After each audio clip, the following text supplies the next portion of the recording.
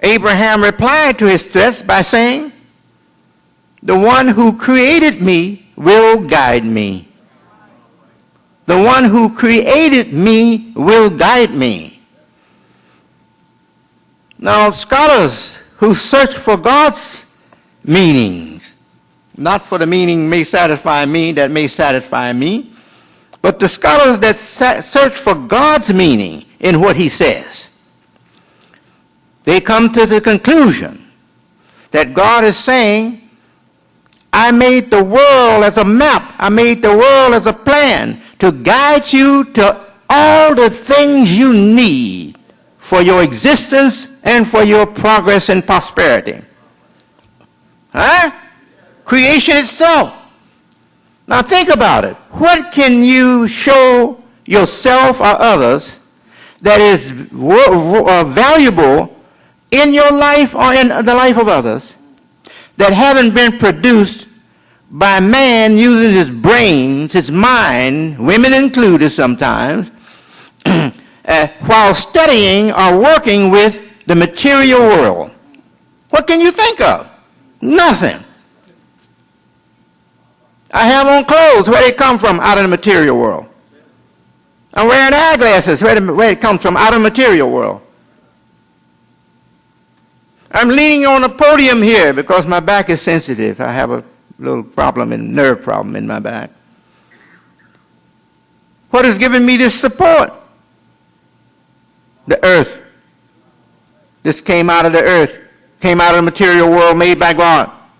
I see light, electric light bulb shining, and I see an umbrella that's holding the light in the area they want it to be in for the benefit that they want from that. Where was it made? Where was it made? Where did it come from? The earth. Came from the earth. But actually, who was that? Ben Franklin, who had to go up in the clouds to get the light bulb for us, right? The material parts he got from the ground, but the science to light the bulb he got from the cloudy skies. When there was an electric storm, and he reasoned that whatever was causing lightning to appear in the dark, turning on light in the dark of the skies, if he could understand it and use the same principle or the same theory down here, he could light a bulb. And he had an African or black American working with him, right? What was his name? Where's your black history, huh? What do you say? Banneker. Yes. Yes. He was the partner, the assistant for Benjamin Franklin. Two working together produced for us the electric bulb, the electric light. But where the method comes from, where the knowledge came from? Studying God's creation, studying God's work. As the old prophets, they were called seers, and he said they came to the conclusion that there is a God, there is a superior behind all this, and they called everything that made them marvel and wonder and so happy to discover, they called those things viewed and discovered the handiworks of God. The handiworks of God. And I could get on that groove, get in that groove and never come out. Yes, it's so beautiful to recognize the great design that God put on things to guide man to the best possible future we can have in this creation. Let's see now. I'm looked away from here, from the papers now. I have to find where I am to locate and start back again. I will start here. Moral design supported by cosmology. Yes, this is where I was. We're repeating these first lines. Moral design, supported by cosmology and universal logic, was sacrificed to free intelligent design. This strategy, intelligent design, that is, was contrived by Satan. Hence, humanism and secularism developed in time. Humanism and secularism has hurt the human community. Both has really hurt the human community. Even though great progress has been made for education and science in a world divided, part of it religious and other parts secular. I repeat, these two developments have really hurt humanity and have held us back from the glorious future that God planned creation to give us.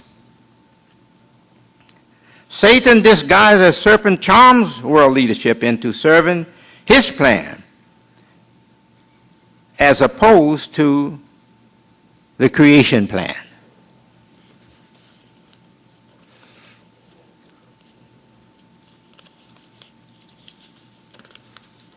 You know, most of our professors on the campuses of higher learning, they will take up the defense of an atheist before they take up the defense of a God-fearing friend of mankind.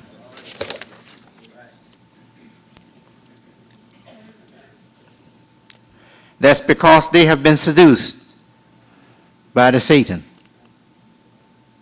They have been convinced that Satan's logic is the best,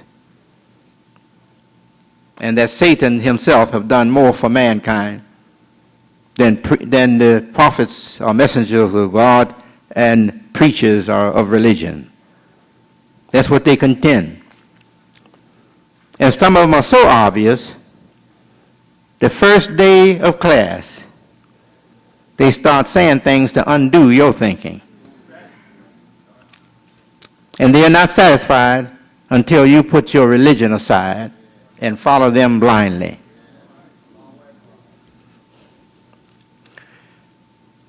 Satan, not wanting to appear to be rude and condescending, Satan very gingerly tells man, your moral innocence is stupid.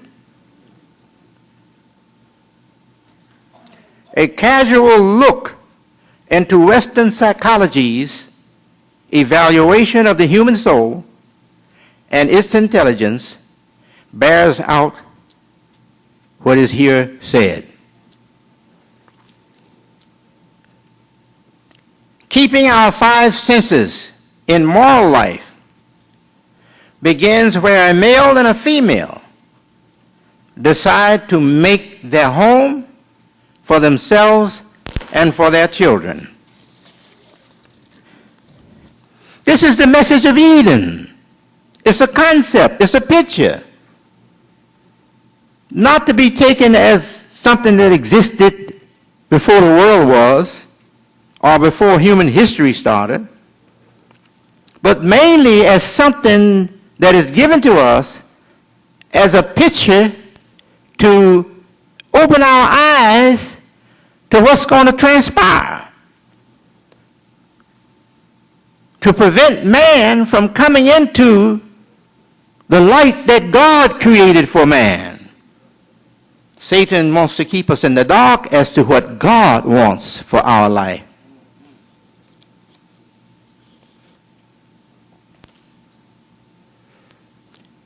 This interest has to present, this interest has to be presented for their protection in their work environment. So we start in the home, needing an environment serving our life and needs as the Genesis picture or concept was intended to serve the first human or the first man or the first human community's life and progress.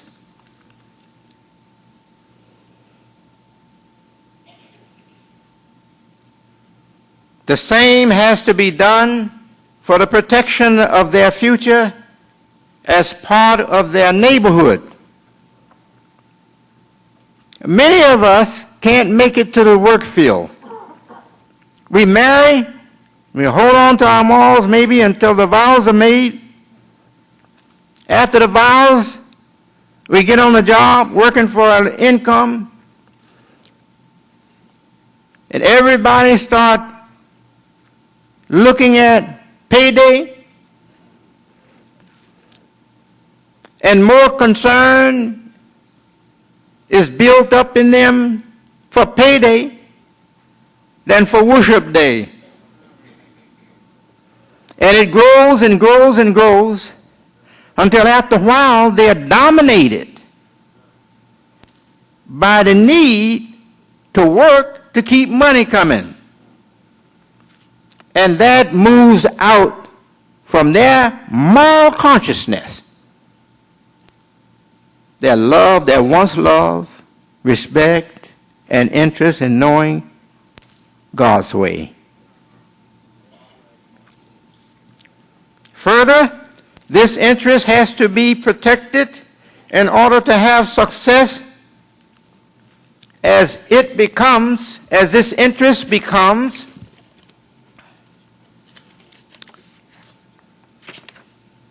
necessary for them to connect with the national units of society. With the national units of society. Now, if you never aspire to be the alderman or to be the mayor or governor or president of the national boundaries where you find yourself,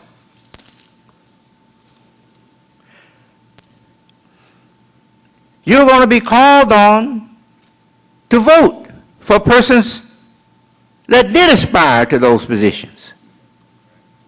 So you're going to have to become a voter or bear the burden of being charged with not having respect for your freedom and right to shape governments and our future as a nation. Yes. So most of us don't feel happy that we didn't vote. Most of us feel bad if we didn't vote. So voters, in order to exercise their responsibility to themselves, their families, their local community, and their nation, and the world really, if you understand it, they have to receive voters' education. They have to be better educated as voters. Voters that have no knowledge of the civic order, no knowledge of the national design and its important departments or areas, the less you are informed of the national environment and the political consequences of not respecting it, the further in the dark and the further out of progress you will go. These are realities I'm bringing to you that's most important if we are going to succeed as individuals or as groups, as religious bodies, or some other organizational body, and as a nation. If we are going to succeed, what I'm presenting to you is of the most importance.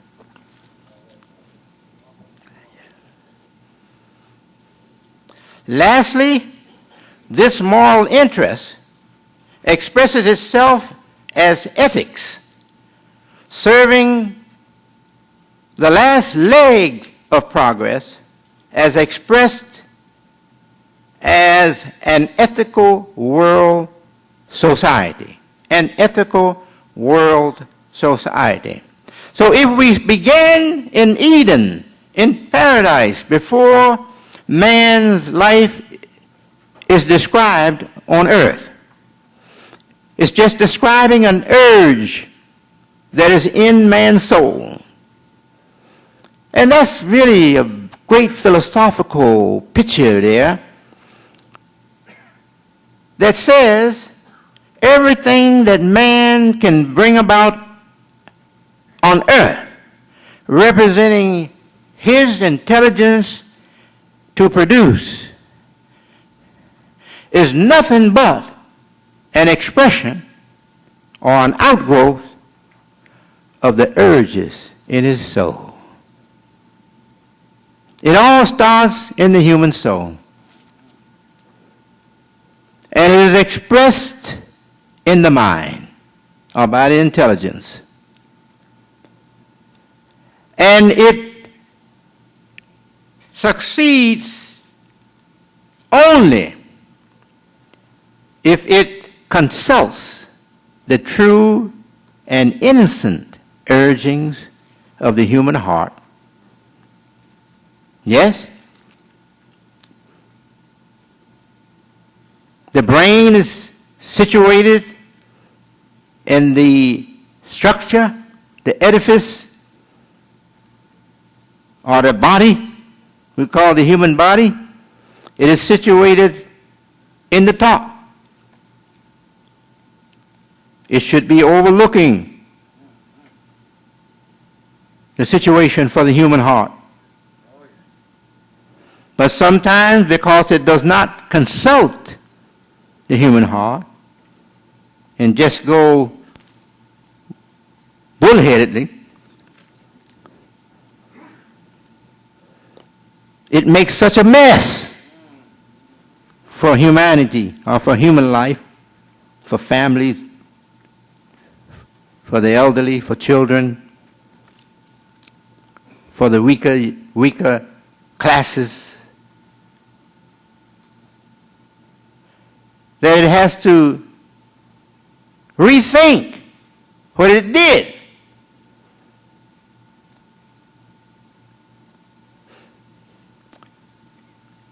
And do it all over again.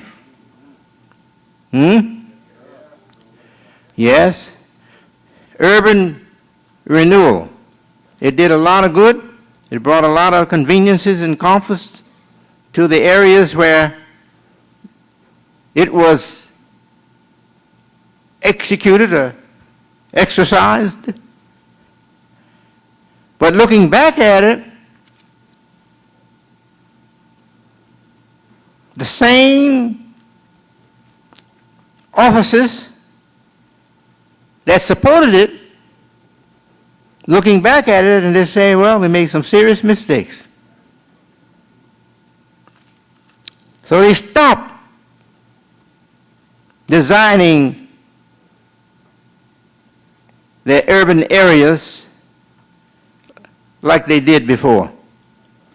And they're designing them more now with human life and human future life needs in mind. And that's the case of the brain going headlong without consulting the human heart, the innocent human heart, to know what is best for human planning on planet Earth or in Chicago or any other place. I have gone past our hour for the live radio broadcast, but I hope some was able to stay with us. And I know that you who remained here pleasantly, even though one or two of you fell asleep. And I don't like that. I usually point you out when you fall asleep in my audience. But I decided not to do it. I'm at the conclusion now. I said even if he's sleeping, it's a better chance for him asleep in hearing of these words than for me to ask him to leave and refresh himself and come back. Man may be cut off from life even though he's sleeping. So we're going to prepare now for the next hour, or less, because we're going into the second hour. And may God give us mercy, forgiveness, and guidance always. Ameen.